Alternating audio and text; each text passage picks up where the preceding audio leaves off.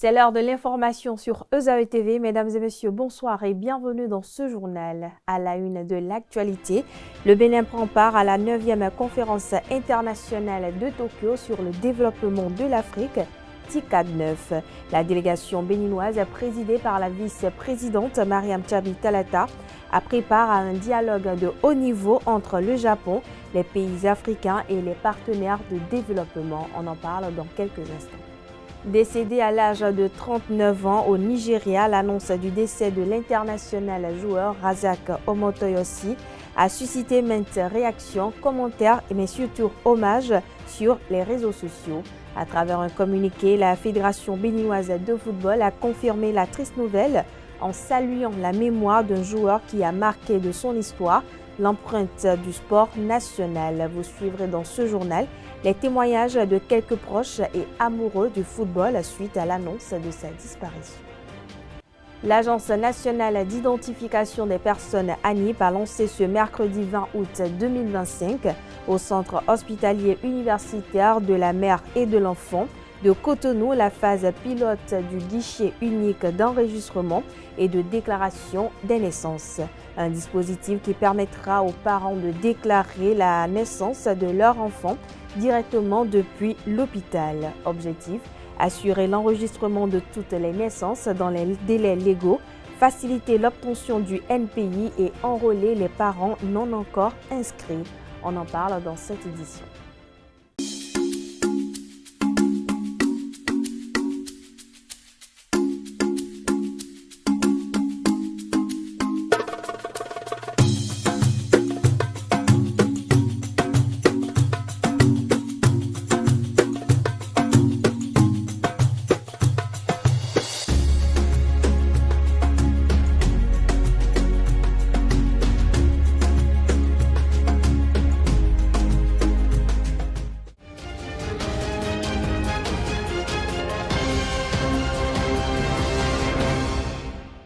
À nouveau, bonsoir, merci de nous préférer pour vous informer. Le Bénin prend part à une conférence, à la 9e conférence internationale de Tokyo sur le développement de l'Afrique, TICAD 9.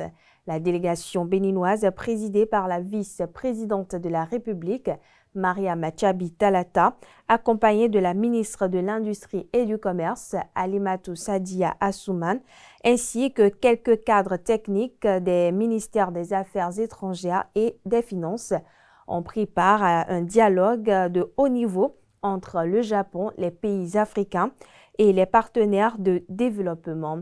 En marge des activités officielles de la TICAD 9, la vice-présidente Mariam Tchabi Talata a eu plusieurs rencontres bilatérales. Des précisions dans cette capsule vidéo.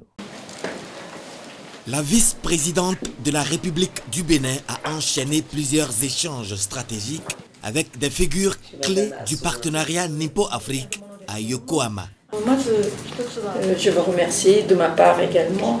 Avec la JICA, Agence japonaise de coopération, les échanges ont porté sur un prêt concessionnel d'environ 50 millions de dollars dans le cadre du programme d'appui à la gouvernance économique et au développement du secteur privé cofinancé avec la BAD, Banque africaine de développement.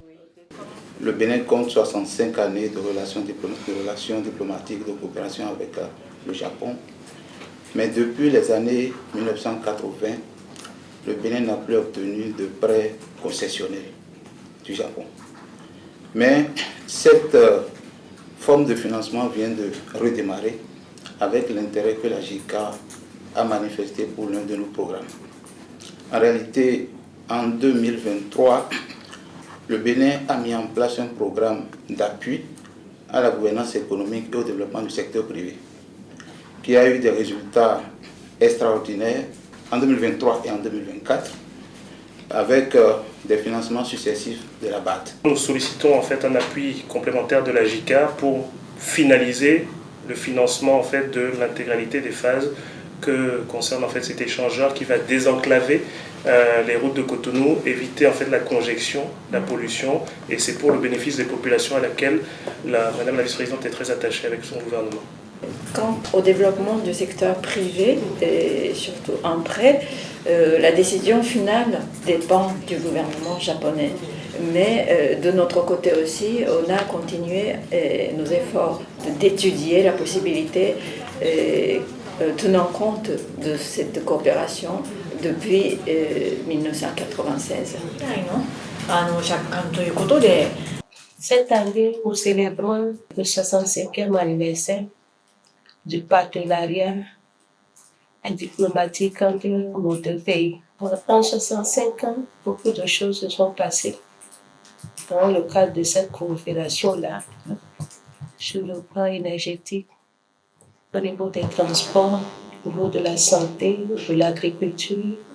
Nous avons bénéficié de l'appui du Japon et depuis 2005, grâce à la JICA, nous bénéficions de l'intervention de jeunes Japonais volontaires travaillant dans différents secteurs. Nous tenons, au nom du peuple béninois, à vous remercier pour ce partenariat fructueux.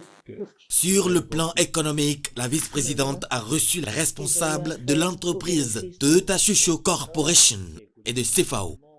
Les opportunités d'investissement et les perspectives de coopération industrielle ont été au cœur des échanges, avec un intérêt marqué notamment pour les secteurs de la santé et des infrastructures.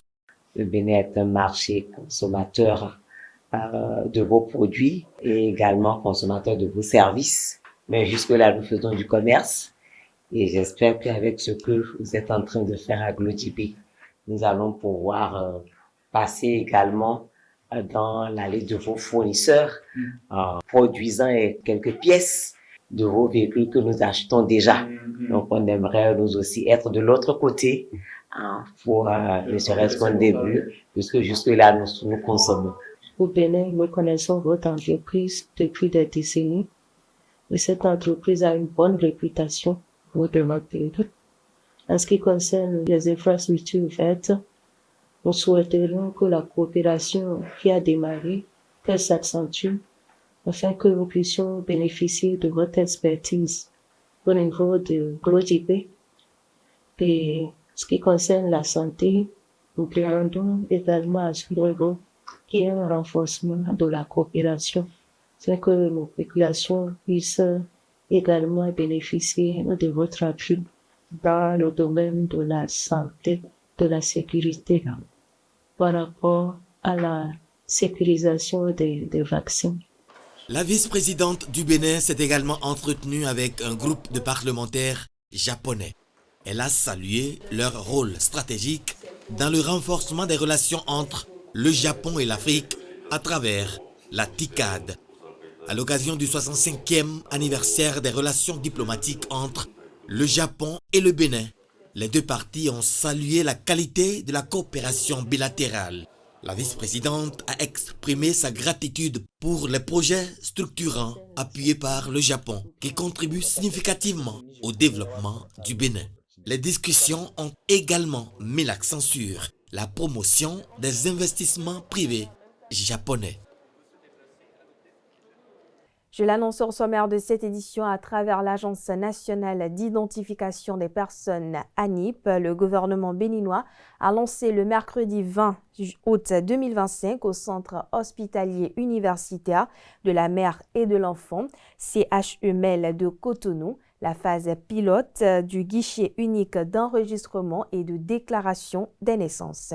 Ce dispositif lancé permet aux parents de déclarer la naissance de leur enfant directement depuis l'hôpital. Avec le nouveau guichet unique, l'ensemble du processus est désormais centralisé au sein de la formation sanitaire où l'enfant naît. Dès l'accouchement, les informations de l'enfant sont recueillies et transmises au Registre national des personnes physiques, en abrégé RNPP. Si toutes les données sont disponibles, le numéro personnel d'identification NPI de l'enfant est automatiquement généré et envoyé par SMS aux parents, a précisé le directeur de l'agence de l'ANIP, Aristide Adjinakou.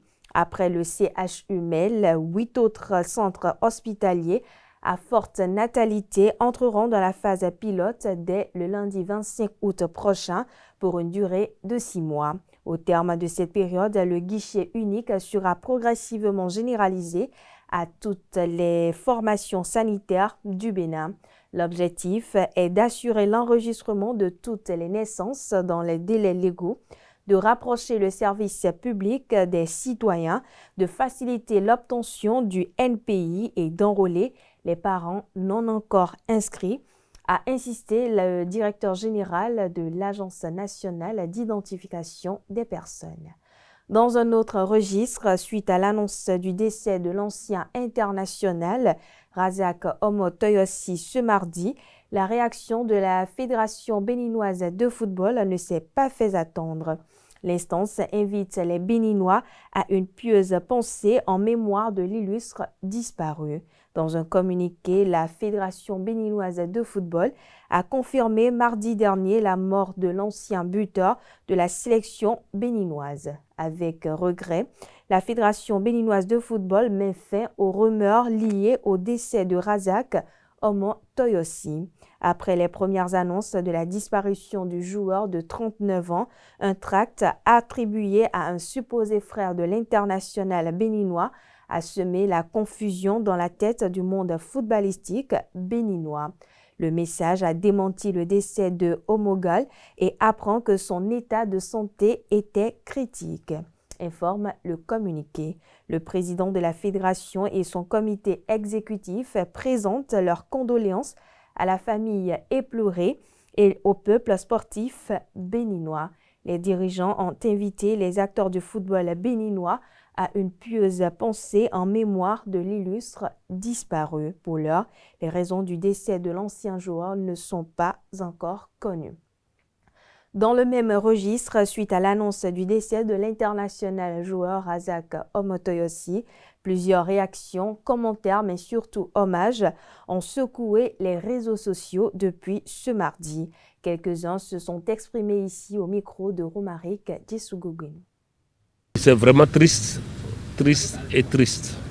parce qu'il n'y a pas une structure pour prendre en charge nos joueurs à la fin de leur carrière. C'est quelqu'un qui s'est donné pour notre football et qui a été apprécié parce que c'est un buteur remarquable. Donc il a fait de son mieux pour faire briller notre équipe nationale. Mais dommage, nous avons appris qu'il y a 3 ou 4 mois, tout ce qu'il a comme bien ta maison a brûlé. On ne sait pour quelle cause. Et voilà, on vient d'apprendre maintenant sa mort.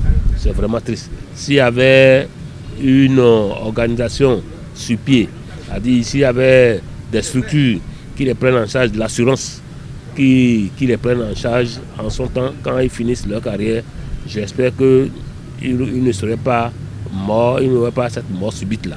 Nous avons fait Gandia, et nous jouons, nous comptons des 2 buts victorieux, nous avons Coupe du Monde, nous avons bénéficié, nous avons attaquant d'Aho, des 2 buts, nous comptons, nous avons la Coupe du Monde, bon, mais nous avons nous plions. C'est un joueur qu'on devrait encourager, encadrer, qui devrait jouer longtemps pour que le Bénin ait une bonne équipe. Mais bon, on l'a vite perdu, mais on ne connaît plus son chemin. Et brutalement, on attend qu'il est mort. C'est vraiment dommage que nous perdons des joueurs comme ça. Mais ce qu'on devait encourager, le plus c'est ce que moi je tiens à dire, c'est que nos joueurs qui ont peu de temps de jeu en France là, on devrait renforcer le championnat béninois pour que nos joueurs locaux restent sur place et galvanisent le championnat. Moi, je pense que c'est vraiment regrettable et qu'on tire leçon de ça. Comme on est en train de tirer leçon de nos artistes, c'est un artiste aussi, qu'on tire leçon de ça et qu'on prenne nos artistes qui brillent en charge après leur carrière. Que ce n'est pas à la mort, mais quand ils ont des déboires et qu'on appelle l'État, et l'État ne vient pas au secours. L'État doit quand même penser à toute cette organisation-là. Si c'était un homme d'État, j'espère que aussitôt les secours seraient arrivés de gauche à droite, même Quand il est tombé malade, on l'a déjà évacué. Parce qu'il n'a pas assurance maladie, il n'a rien. Voilà où ça lui a amené. C'est un champion, c'est un artiste. Vive l'artiste. Nabio maintenant là dans mes délais, ni mani au blasting ni yo. Ma ouais nami, bokala yinton. Mi so do ko de buna do dia. No e ma oblo bi yan. Ni e no don hun. Eni kplo ko da gbedo afọ ni joueur mi ton yo de mi mo dinle mi do dinle. Bo ni dare so eni wa so bo ti e do hun. Bo ni do me délé, bene mi ton e na soulever coupe d'Afrique au moins. Do ko e lo me. C'est un bon joueur, mais qui n'a pas fait une longue carrière. C'est dommage et c'est triste pour le Bénin. Et voilà, c'était à l'instant les témoignages de quelques citoyens béninois suite à l'annonce de la disparition de l'international joueur Razak Omotoyosi. Sincères condoléances à sa famille éplorée et à toute sa famille professionnelle. On poursuit cette édition à 5 mois des élections générales de 2026. La question de la relecture du code électoral suscite encore débat au sein de la classe politique. Reçu ce mercredi 20 août 2025 par Abdelkader Achiro, dans l'émission matinale Free Matin de ESAE TV, Renouillon Nathaniel Kitty, chef du département de sciences politiques FADESP-UAC, vice-président du parti Les Démocrates, a fait savoir qu'il a encore espoir pour l'opposition béninoise d'obtenir la rélecture du code électoral. Suivons ensemble un extrait de ses propos. Oui, il y a espoir parce que, comme je le disais le samedi passé, c'est incitateur le protocole additionnel de la CEDEAO pour justifier qu'il n'est plus possible de réviser le code électoral. Or, ce n'est pas ce que dit le protocole. Qu'est-ce qu'il dit spécifiquement? Le protocole parle de consensus. Donc, du moment où il y a consensus, le code électoral peut être révisé à 6 mois des élections. C'est au cas où le consensus ne serait pas obtenu que le code interdit la révision unilatérale. Je dis le code, le protocole interdit la révision unilatérale à 6 mois des élections. Donc aujourd'hui, l'opposition plaide toujours pour le consensus afin que ce code puisse être révisé du moment où il y a beaucoup de gemmes qui sont susceptibles d'être à la base de remise en cause des résultats en 2026, même qui peuvent être à la base de l'invalidation des élections ou bien des élections législatives et municipales, si on s'en tient à ce que le président de la commission des lois a dit, même si ce qu'il a dit n'est pas la vérité. Du moment où c'est la règle du jeu, si la règle du jeu a des gemmes et que ces gemmes sont susceptibles de remettre en cause la crédibilité des élections, il n'est pas exclu que ces règles soient révisées si le consensus est trouvé. Ce que le protocole interdit, c'est la révision unilatérale à 6 mois des élections. Restons toujours avec Renouillon Nathaniel Kitty, chef du département de sciences politiques FADESP-UAC, vice-président du parti Les Démocrates, qui se prononce cette fois-ci sur ce que c'est que le consensus et qui sont les potentiels pensionnaires qui doivent s'entendre pour obtenir le consensus pour la relecture du code électoral à l'approche des élections générales de 2026. Il s'exprime toujours au micro d'Abdelkader Achiro. Si on s'en tient à ce que la Cour a dit, le consensus national que la Cour a dégagé, elle ne l'a pas défini. Elle ne l'a pas défini. Il faut attendre, je pense que c'était en 2011, dans le cadre des élections présidentielles et je pense législatives de 2011, que la Cour a tenté de définir et de clarifier ce concept-là. Donc, le consensus politique, ça va au-delà du groupe majoritaire à l'Assemblée nationale. Le groupe majoritaire à l'Assemblée nationale aujourd'hui, c'est UPR et BR. Donc, pour chercher le consensus, il faut aller au-delà de ce groupe, c'est-à-dire associer les députés de l'opposition et au-delà même des députés de l'opposition, les partis politiques qui ne sont pas représentés à l'Assemblée nationale et les organisations de la société civile représentative qui plaident à la révision du code électoral aussi. Mais le consensus, ce n'est pas l'unanimité. Ce qu'il ne faut pas accepter, c'est que le seul groupe majoritaire modifie le code dans son intérêt. Là, ce serait une modification purement partisane qui exclut le consensus. Dans un autre registre, le président de la Fédération béninoise de football, Mathurin Deschacus, à travers des assemblées générales ordinaires et extraordinaires, ce mercredi 20 août 2025, a mis fin aux rumeurs d'une possible prolongation de son mandat. Il a annoncé son départ de la présidence de l'instance. Beaucoup me poussent à modifier les tests afin de continuer, mais je leur réponds que je suis fatigué, a-t-il confié. Tout en réaffirmant son choix, il a tenu à préciser qu'il ne soutenait aucun prétendant. Je l'ai dit plusieurs fois, je n'ai pas de candidat, mais je serai avec le meilleur, celui qui répondra le mieux aux aspirations du poste et capable de poursuivre ce que nous avons tous construit ensemble, a-t-il poursuivi.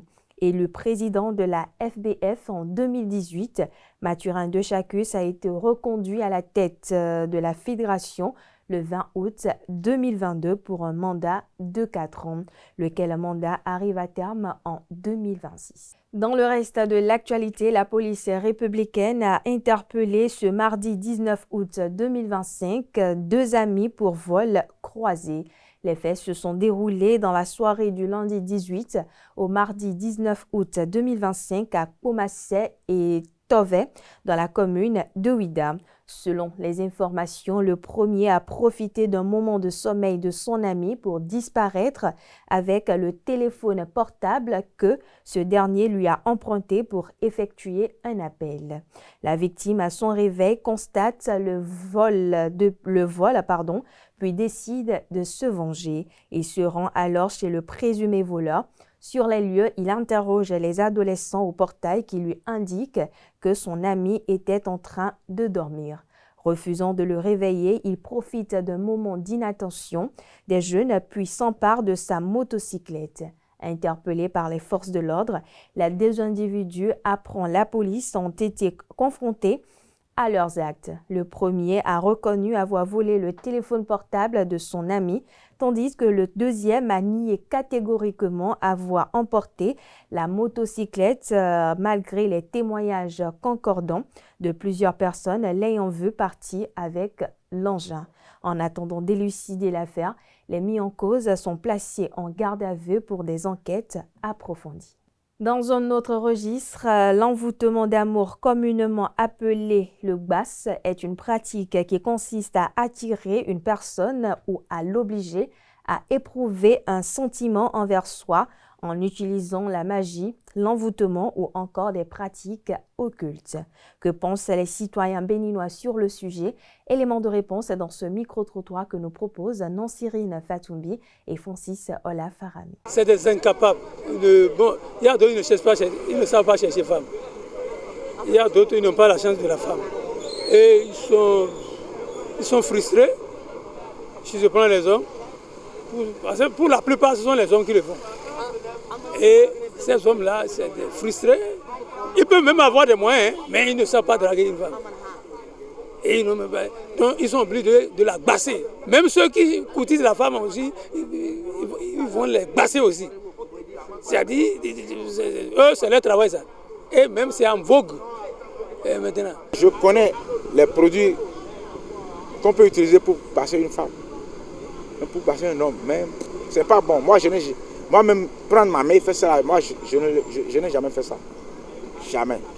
Quand tu fais ça là, quelques années, vous aurez encore des problèmes. Vous aurez des problèmes. Donc il faut chercher à aimer, il faut chercher que tu sois aimé. Et il faut garder, il faut tout faire pour maintenir, pour garder l'amour, quoi. Pour garder cette valeur intrinsèque que tu as envers cette femme ou bien envers ce monsieur-là. Et chercher à se comprendre. Chercher à se maîtriser, chercher à s'entraider. Et comme ça, là, elle va rester. J'appelle ça l'ignorance, monsieur le journaliste. j'appelle ça l'ignorance. On ne fait pas gris-gris pour marier ou bien chercher un homme ou bien une femme. Quand tu fais gris-gris pour chercher un homme ou bien une femme, plus tard, ça devient danger dans le foyer. Ça devient un danger dans le foyer parce que ce n'est pas la volonté de la femme ou bien de l'homme qui s'est mis avec toi. Demain, il y aura crash. Il y aura crash parce que la fille qui est tranquille ou bien la femme qui a un enfant, deux enfants, et toi tu veux aimer ça, pourquoi ne pas être clair avec elle? Si elle veut vivre avec toi, elle vit. Si elle ne veut pas, m'aide, va chercher. Pour passer mari, bon, c'est un peu difficile. Sauf si vous vivez ensemble. Sinon, tu peux la passer, mais c'est très peu. Mais souvent, c'est les hommes. Et ceux qui font ça là, souvent c'est des incapables, vous allez voir. Ils ne savent pas, et ils ont cru qu'ils ont les moyens, ou bien ils ont une place, et ils vont influencer, intimider. Bon, comme ça, ne marche pas, c'est basse. Et donc, c'est pour passer. Donc, j'en ai connu beaucoup de cas. Ça a commencé quelque part. Et de père en fils, on commence. Si tu cherches la femme où elle te fait chakra, tu vas le faire ça. Mais ça là, ça a aussi son inconvénience. Si tu fais ça là, il faut savoir qu'un an plus tard, la femme va te laisser.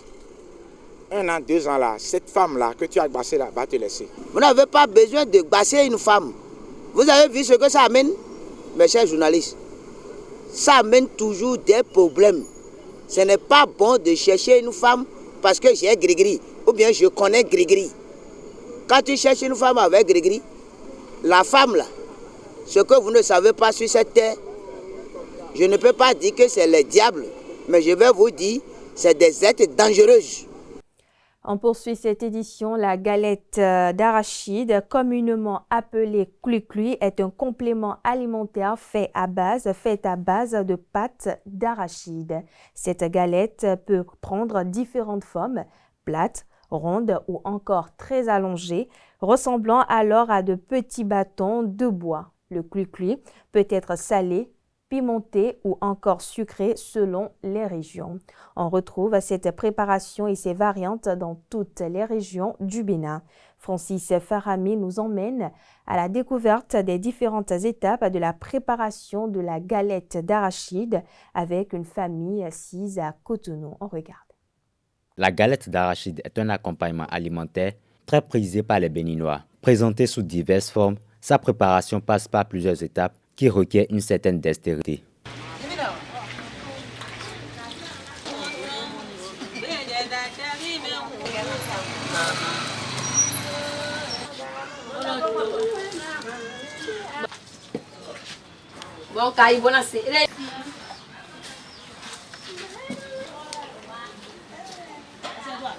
Tout commence par l'approvisionnement en matières premières, l'arachide. Après cette étape, s'ensuit d'autres. Mina fun bla chia yun sime e chia yun sime o ina so izomo me bla so e so e we mina ziwa zomo me bla li e ri o ina fun e fun ina de flow single ami soro fi mi no be yi cuisine bejes ai hon gbe ton mi no ase do machine de fun bono clean bono fun bono de flow abi bono de sa hobby sime. Bon, on met ça sur la table à cause de l'eau pour faire sortir le dent, le galette, pour que ça reste seulement le truc là, ce que vous avez en train de voir. Oui. Là, si ça sort, si l'huile sort dedans là, c'est bon. Si on fait sortir l'huile dedans là, c'est bon. C'est pour cela qu'on met ça sur la table et on commence par frotter. Ça là, maintenant c'est lourd. Si on met l'eau là-dessus, c'est moins léger. Là, on commence par faire ce que la dame est en train de faire là. On met piment dedans et on frotte aussi. Donc, galette pimentée, ça là maintenant, c'est non pimenté, c'est ça qui est sur là, c'est ça qui est dans la bassine. Ça là maintenant, on n'a pas mis piment dedans. Ce qui est sur la table, on la met piment dedans. Préparer la galette d'arachide est une opération de tous les jours. Pour toujours, dimanche, il y a quelqu'un qui est nous, aïe, on bio, amoro mi supo, et du roi à la bodje, bonne wazo. L'arachide, qui est la matière première de cette galette, est également celle de l'huile, une huile assez prisée par les habitants des environs pour ses propriétés nutritives.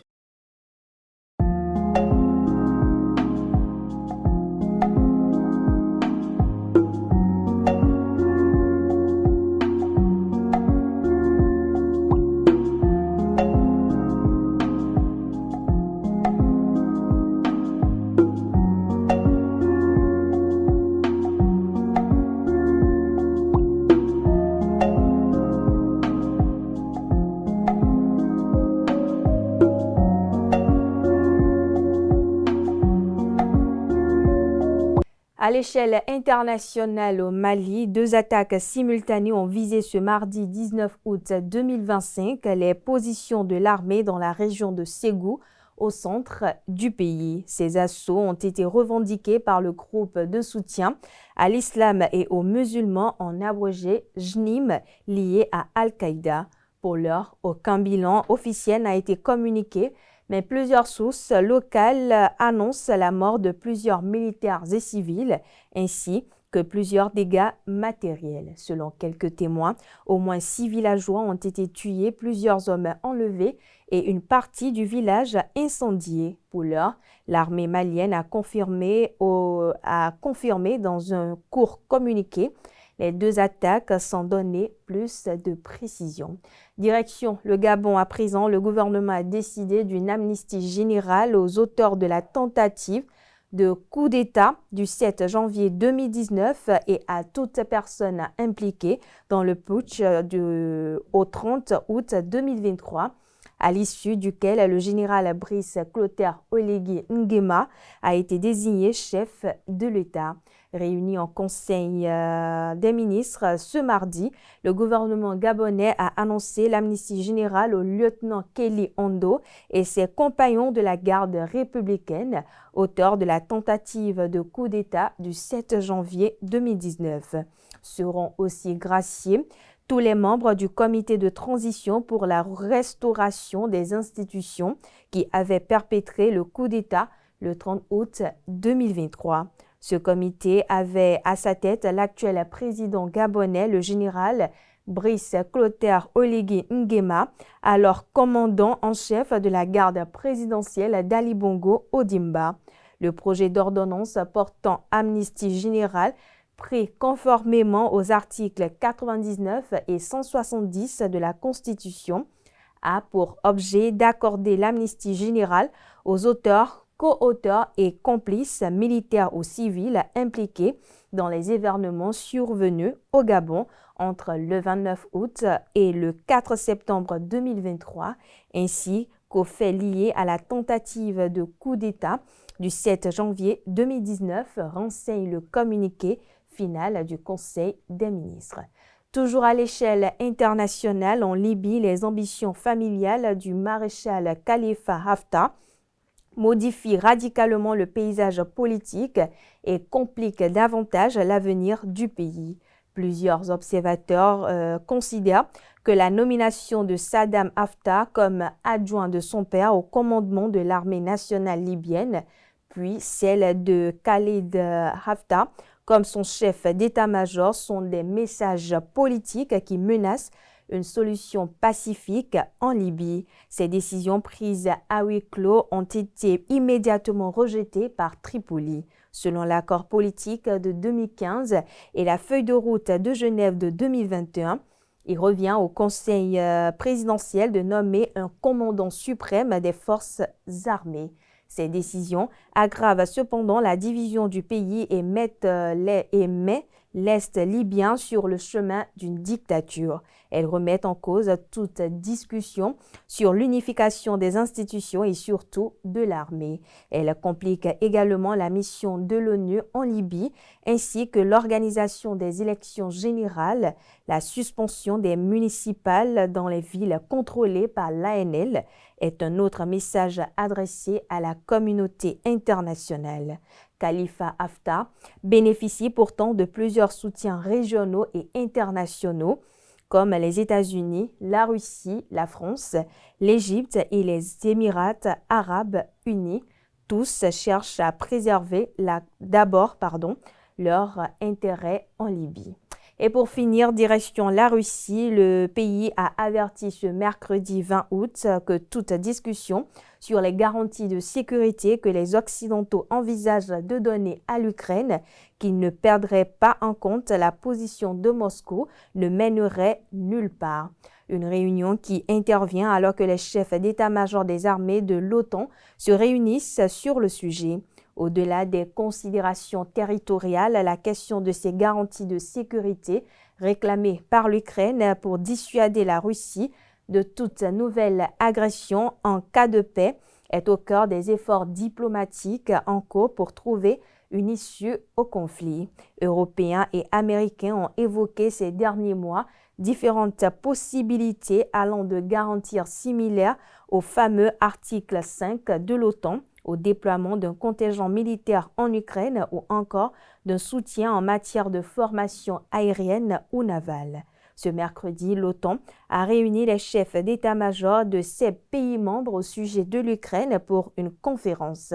Le président américain Donald Trump s'était dit prêt à ce que les États-Unis apportent un soutien militaire aérien en guise des garanties de sécurité à l'Ukraine en cas d'accord de paix avec la Russie, tout en excluant des soldats au sol, une mission dévolue aux alliés européens. Sur le front, l'armée russe a revendiqué mercredi la prise de 3 nouvelles localités dans les régions de Donetsk, à l'est de Dnipropetrovsk, j'y arrive enfin, dans le centre-est du pays face à un adversaire moins nombreux et moins bien équipé. Et voilà, chers internautes, c'est sur cette actualité que prend fin cette édition.